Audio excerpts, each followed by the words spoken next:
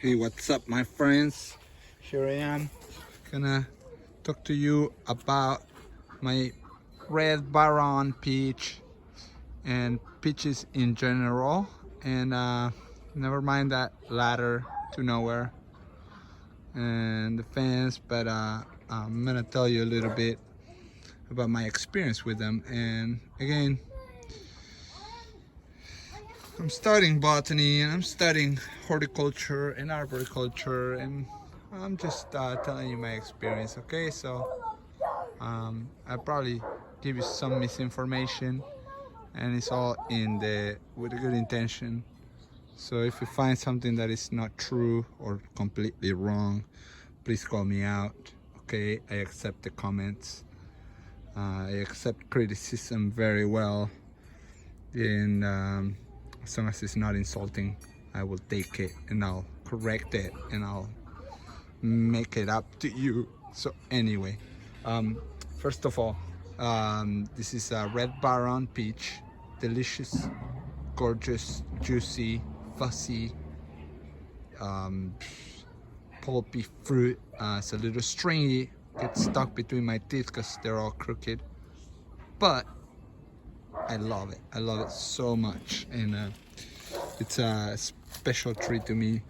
I bought it in a little bag pot from grocery outlet, and it's been doing good despite all its challenges and enemies that come and attack it every year. But anyway, this is Prunus persica, and the cultivar is the red baron peach, okay? And they originated northwestern China, and then have been cultivated, you know, to produce different fruit.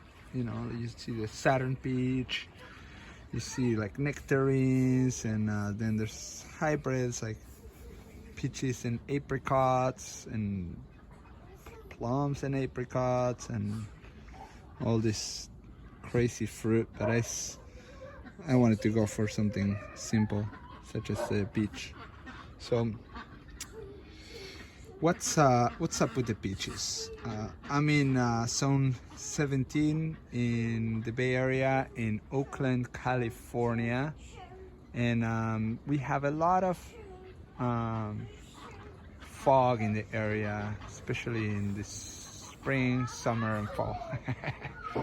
So most of the year we have fog, and the conditions are moist and chill, so we get a lot of curl leaf, peach curl leaf disease, and it turns the leaf all crinkly, and you can still see some of it here.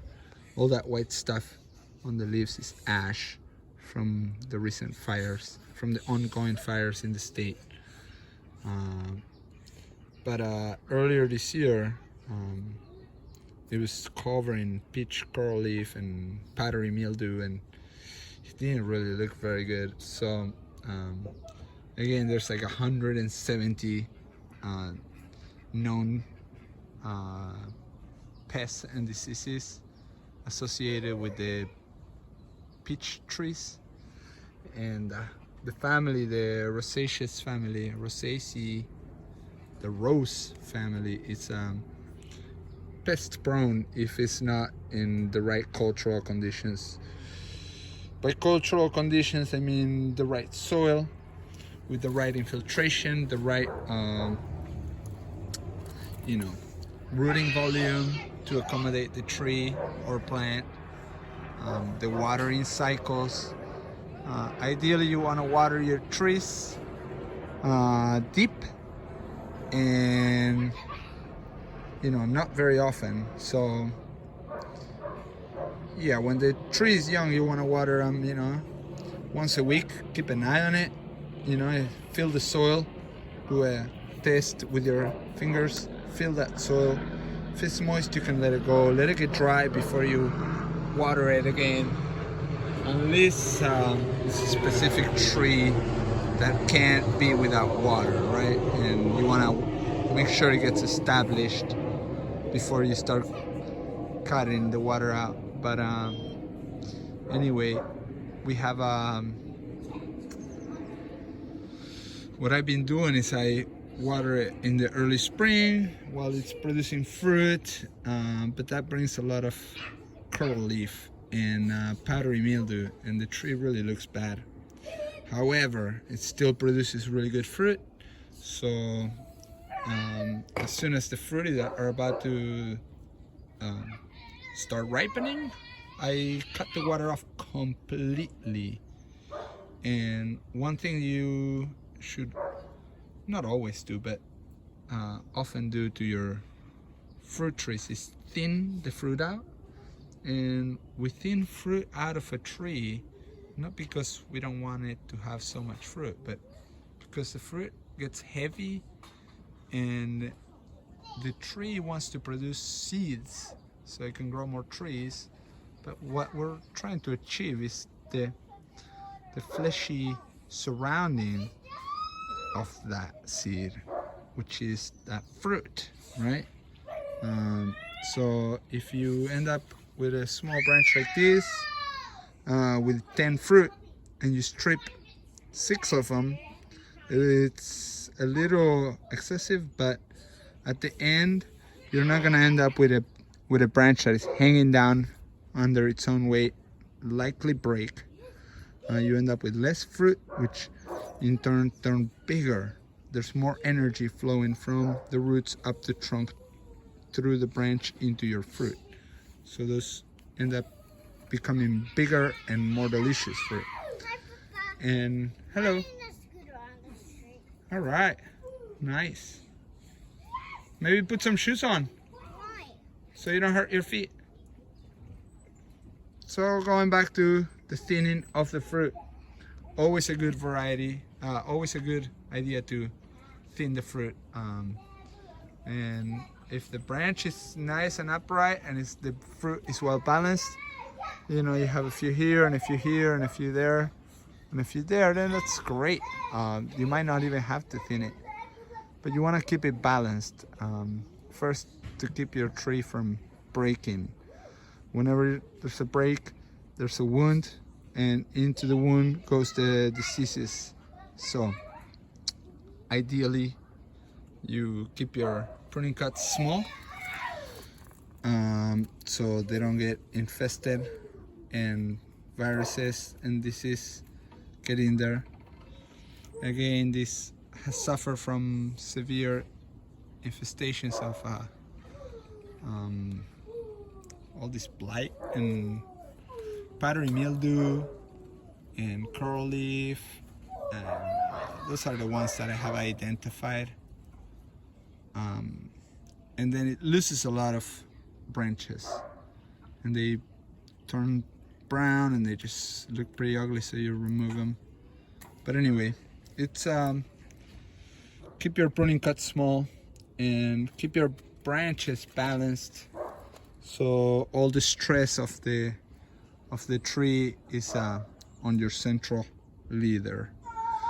And again, let's go into a little bit of structural pruning. This tree needs to be a little pruned, but I'm gonna do it later in the spring, not now. Just get through the wet period, if we have a wet period for a year. Get through it with a few wounds, okay? And you want your central leader, doesn't have to be right super straight. It can be a little funky and crooked, but you want it to be the biggest branch, right? Your trunk, you want it to be your biggest wood, and then all the side branches smaller, and that's the aspect ratio. You want that aspect ratio to be 30-40%, but no more. So here, this crotch, we have the trunk going up and this branch, and they were competing to be leaders, both of them, and I severely pruned this one, and I have some live branches It's not the greatest pruning, but the disease did that for me too. You know, the tree dies back, and you just remove that before the infection, right? So if you have the infection here, you cut it, you know, a little ways back. So, Papa, you remember these things? Oh yeah, that's my boy trying to squeeze the flowers out. So before we finish this, Papa, are you talking? there's a lot of varieties of Papa, peaches. are you talking to Talk to somebody? your nurseries before you purchase one. Papa, are you talking to somebody? Yeah, Who? YouTube. You? YouTube. YouTube? Yeah. So anyway, talk to your master gardeners.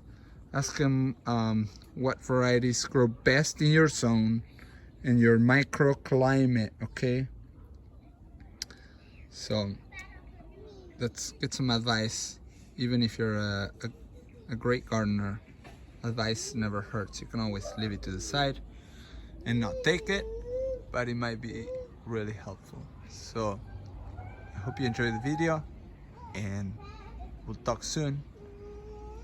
And plant more trees. Peace.